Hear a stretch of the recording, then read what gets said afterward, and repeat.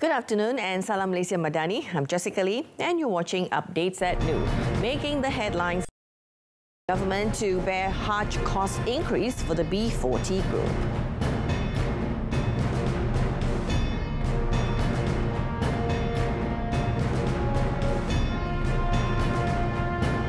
Five schools in Johor unable to begin school session.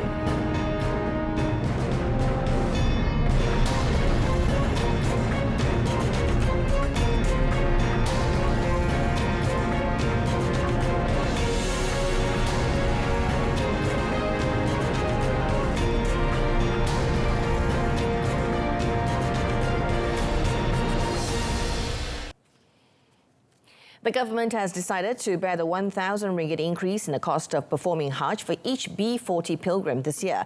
Now, Prime Minister Datuk Sri Anwar Ibrahim said this was a change implemented by the unity government in providing subsidies for Muslims in the country to perform the pilgrimage. Tahun ini sepatutnya naik 1,000. Saya kira-kira, saya rasa untuk B40 tak payah. Jadi, kerugian naik 1,000 itu ditanggung oleh Kementerian Keuangan supaya orang boleh pergi haji tanpa kenaikan. As for the M40 group, Datuk Sri Anwar, who is also Finance Minister, said the cost increased by 3,000 ringgit, while those from the T20 group will have to bear the total cost of performing Hajj. Previously, Minister in the Prime Minister's Department of Religious Affairs, Datuk Dr. Muhammad Naim Mokhtar, was reported as saying that the cost of performing Hajj this year is expected to increase by over 2,000 ringgit to 30,850 ringgit per person. The Education Ministry's decision to not have academic classes in the first week of the 2023-2024 school session was made after conducting a review to ensure the circular will have an impact on the relevant parties.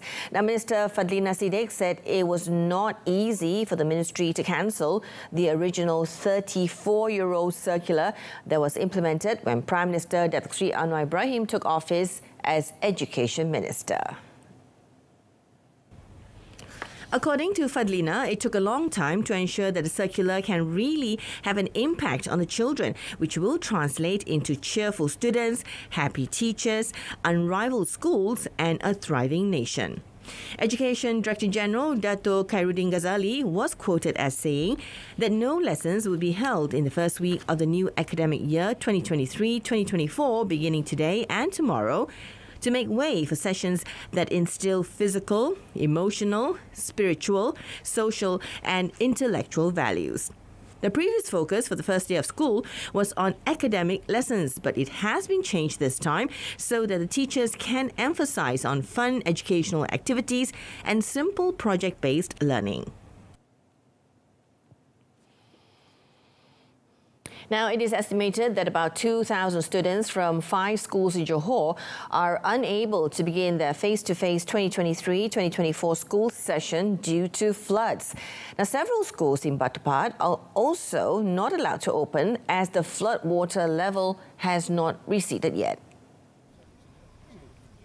Sekolah Kebangsaan mendapat SK Tanjung Sembrong and SK Sri Nasib Baik could not welcome their students back to schools as the routes heading there are still submerged in flood water.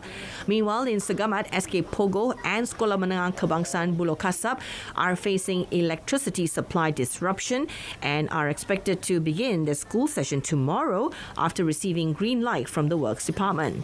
State Education Director Muhammad Said Muhammad Daimon said 44 schools in Batu Pahat are still being used as temporary relief centres or PPS. Yang PPS bergantung pada kelas.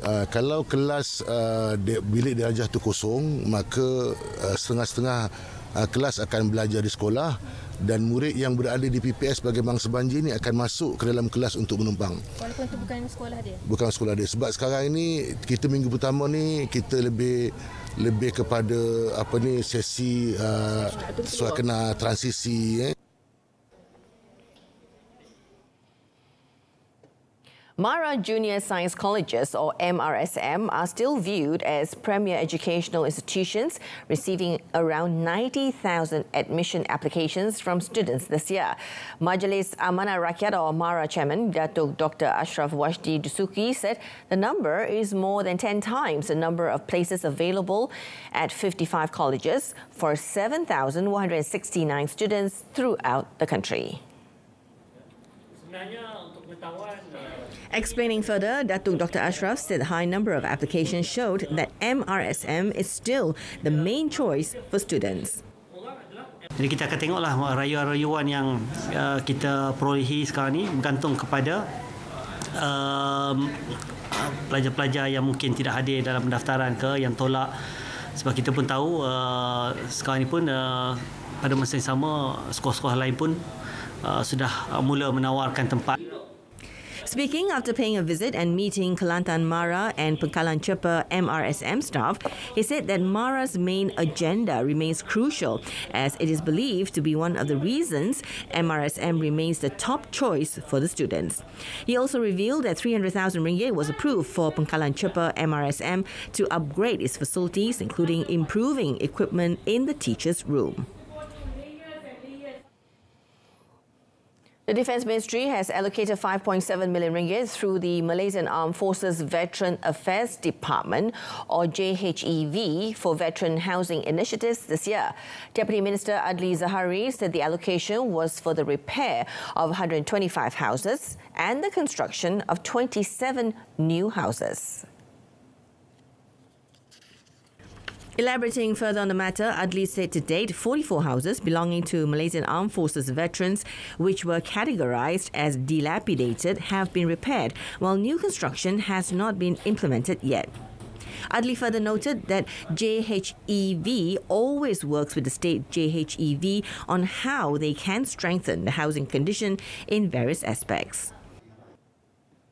Sudah meluluskan sebanyak 17,000 untuk membaik pulih rumah, dan sebelum daripada ini pun rumah yang pertama yang tadi kita pergi pun kita dah luluskan juga 17,000. Yang tu baik pulih sesegera mungkin lah, sebab kalau kita tengok banyak kebocoran rumah dan sebagainya. Aspek yang kita lihat tu agak menyeluruh. Biasanya ada 5 perkara yang kita lihat. Pertama adalah kebajikan dia, yang kedua adalah kesihatan dia, yang ketiga adalah perumahan dia juga, dan yang keempat adalah pendidikan anak-anak, dan yang paling kita lihat juga adalah macam mana kita boleh empower veterans. He said this after visiting Malaysian Armed Forces veteran J. Ahmad Mamat, 66, who is suffering from leaky gut syndrome at his home in Kampung Pulau Panjang, Pengkalan Cepa, yesterday. A total of 13.4% of children and teenagers living in People's Housing Projects, or PPR, in Kuala Lumpur and Selangor have thoughts of suicide or hurting themselves due to the pressures of life, according to a study. Now, the study also found 12.3% of this group have mental health problems such as depression and anxiety. The study was conducted by the Institute for Health Behavioural Research and Health Ministry in collaboration with the United Nations Children's Fund, or UNICEF. According to Deputy Health Minister Lukanisman Awang Sauni, the study was conducted in 37 PPRs involving 1,578 children and teenagers aged between 10 and 17. He explained that the factors contributing to mental health problems among children and teenagers include economic pressure, cramped living conditions, and peer pressure. He therefore urged all parties to focus on mental health and play their respective roles in the mental health well-being of the community. Lukanisman further said the ministry has implemented several initiatives to address the mental health issue, including the introduction of National Mental Health Crisis Line. Kita telah dapat berjaya menyelamatkan hampir 51 kes cubaan bunuh diri yang berjaya diselamatkan dan dirujuk ke hospital, dan juga dalam sejak diperkenalkan pada 21 Oktober 2022 sebanyak 8,904 panggilan, dan 97 pemanggil itu mempunyai tingkah laku membunuh diri.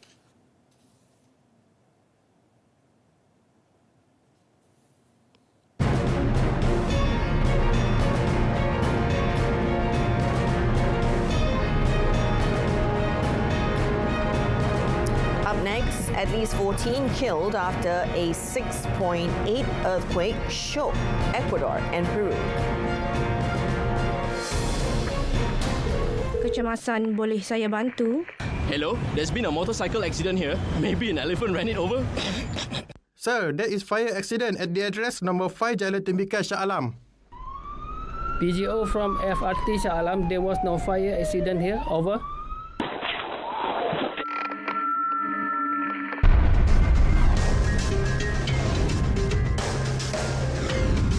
MERS 999.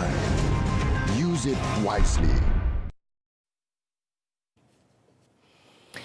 Now, at least 14 people were killed, several were wounded, and buildings were damaged in a powerful earthquake that shook Peru and Ecuador.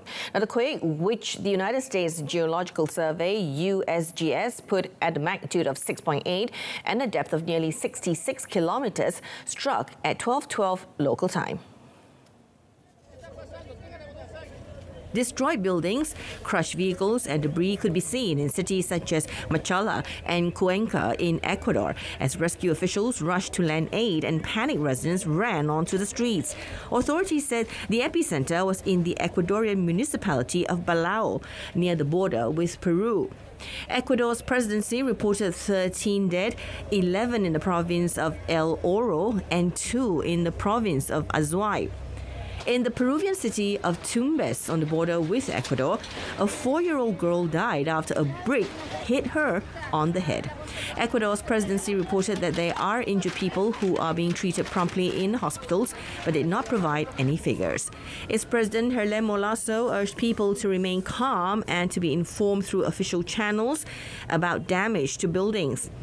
In 2016, a quake with a magnitude of 7.8 hit Ecuador's western provinces of Manabí and Esmeraldas, killing 673 people and causing an estimated $3 billion in damage. Brazilian security forces waged a crackdown Friday on criminal gangs accused of torching vehicles, shooting up buildings, and sowing terror in 4 nights of attacks on dozens of northeastern cities.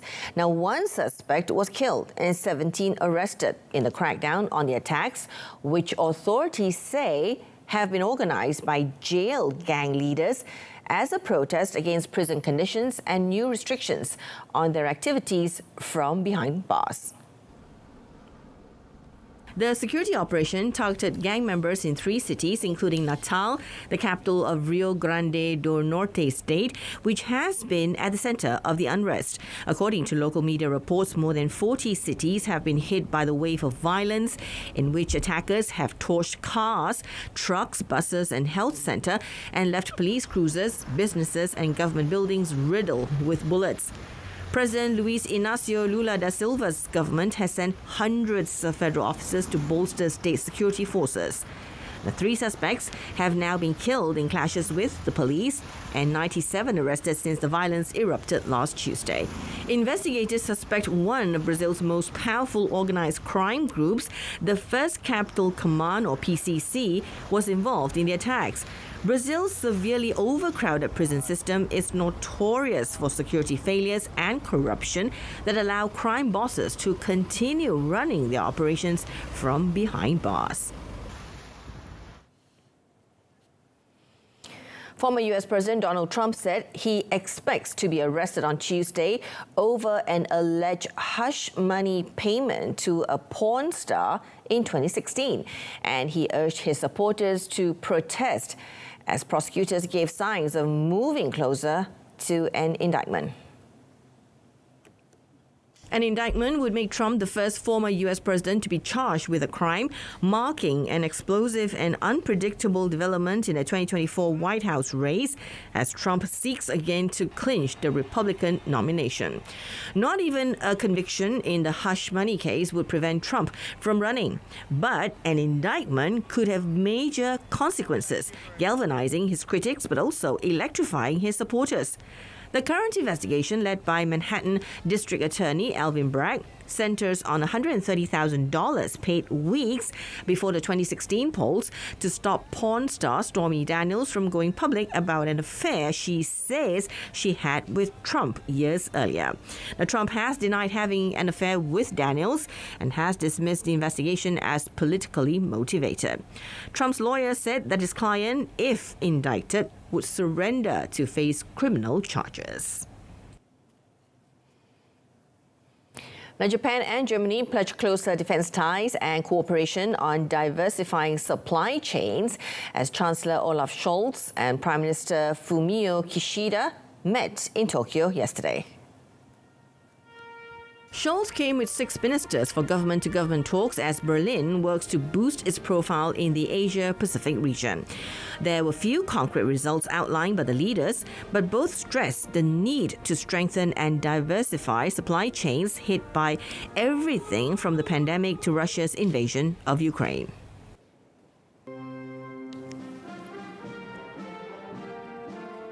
"安全で持続可能であり、強靭なグローバルサプライチェーン構築のため、両国は鉱物資源、半導体、電池を含む戦略的部門における協力を強化し、リスクに対処するためのベストプラクティスを共有することを確認をいたしました。Kishida also said the war in Ukraine had made it all the more important for Japan and Germany to step up security cooperation. A joint statement issued by the defense ministers of both countries said they would work on new developments by Germany's military in the region as well as joint exercises. Scholz, meanwhile, said relations with Japan had been raised to a new level in yesterday's talks and that both countries were keen to learn the right lessons from the economic dependencies revealed by pandemic disruptions and the war in Ukraine. Kosovo and Serbia have reached an agreement on implementing a European Union-backed deal to normalize ties, though the two leaders said disagreements remain. The agreement came after 12-hour talks between Kosovo Prime Minister Albin Kurti, Serbian President Alexander Vučić, and EU officials on implementing the deal, which both sides had agreed to in Brussels last month. Vučić said Kosovo and Serbia have agreed on the implementation annex of the agreement on the path to normalization of relations between them, despite the differences that they still have. Kurti, meanwhile, said this is a de facto recognition between Kosovo and Serbia since Serbia has not yet signed the agreement. The other side, just as in the last meeting in Brussels on 27th of February, is avoiding signing the agreement, now also with the annex. It is now up to the European Union to find the mechanism to make the status of this agreement legally and internationally binding. Kosovo and Serbia have been in EU-backed talks for nearly 10 years since Kosovo declared independence in 2008, almost a decade after war ended Serbian rule. But Serbia still regards Kosovo as a breakaway province, and flare-ups between the Balkan neighbors have stoked fears of a return to conflict. Turkey has announced the extension of a deal that has allowed exports of Ukrainian grain to resume following Russia's invasion. But it is unclear if it had been prolonged for 60 or 120 days. Russia said it had agreed to a 60-day extension, while Ukraine's infrastructure minister said the deal had been extended for 120 days. Turkey and the United Nations did not specify the duration. Her iki tarafla da yaptığımız görüşmeler sonunda 19 Mart'ta bitecek olan anlaşma süresinin uzatılmasını sağladık. President Recep Tayyip Erdogan said the deal is of vital importance for the global food supply. Now, Russia's full-scale invasion in February last year saw Ukraine's Black Sea ports blocked by warships.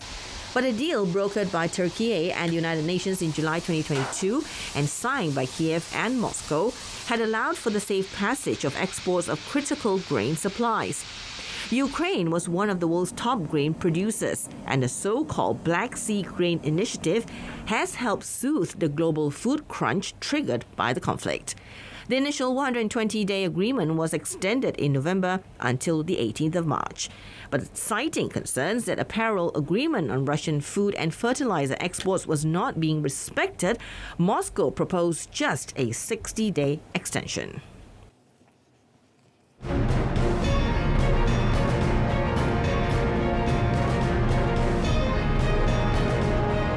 Coming up in sport, Zija's quest to end title drought ended in All England semi-finals.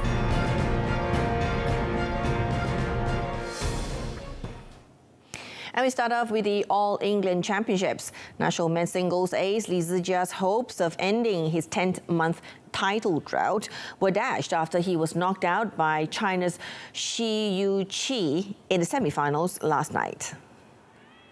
Fight to the 2018 World Championship silver medalist in the opening game, Open, and the second round of 3 other tournaments, the India Open, Indonesian Masters, and most recently, the German Open.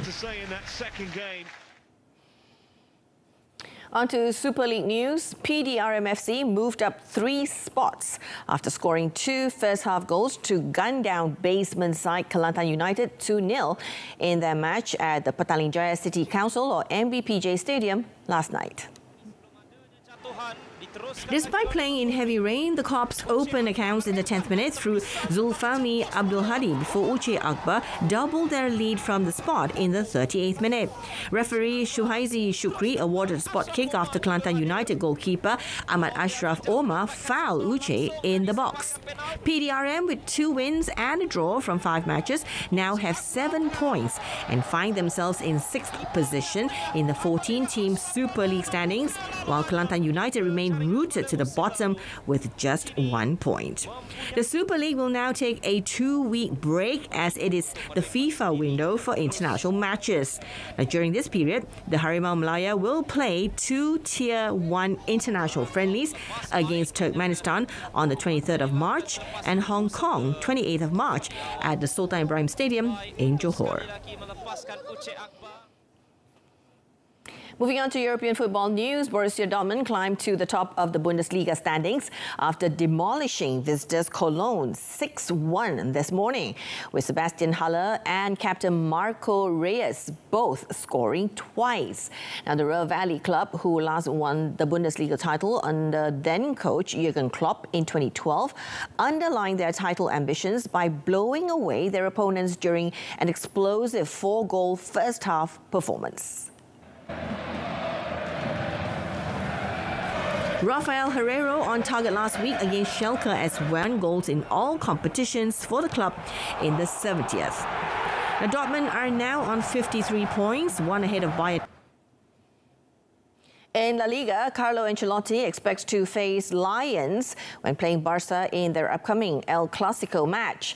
The Champions League holders are 9 points behind Barca in the league, but they hope to approach Monday's game in Camp Nou in a good mindset and give their best against the Catalan side. No, mañana tenemos que verlo como un león, no como un gato, porque si tú piensas que el Barca es un gato, vas a hacer una fiesta, y no es una fiesta, es un partido importante, tenemos que luchar hasta el final y ser comprometido y fuerte para jugar, sacar lo mejor de nosotros.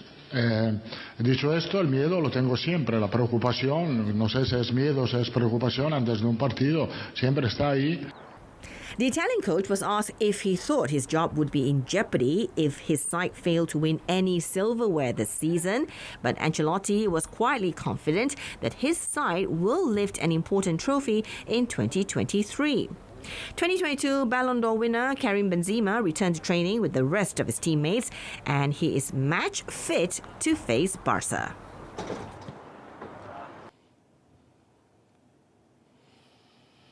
Let's take a look at rugby. Ireland completed their 4th Six Nations Grand Slam with a 29-6 16 victory over England at a pulsating Aviva Stadium on Saturday, emphatically underlining their status as the world's top-ranked team heading into September's World Cup.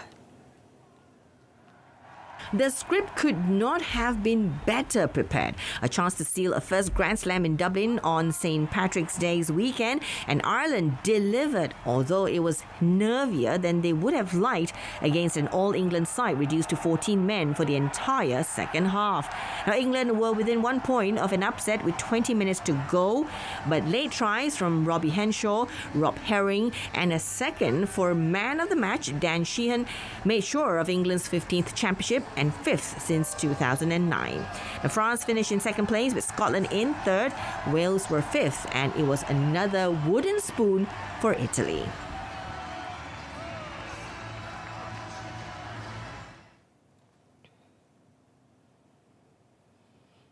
And that's it for updates at noon. In our top story today, Prime Minister announced that the government will bear 1,000 ringgit of Hajj cost for the B40 group. Don't forget to join me again tonight at 10 p.m. on saluran Berita RTM for more news. Now, you can also watch it online on RTM's Click website and mobile app. And in case you missed it, you could also rewatch us at Berita RTM's YouTube channel. Till then, I'm Jessica Lee. I'll see you later.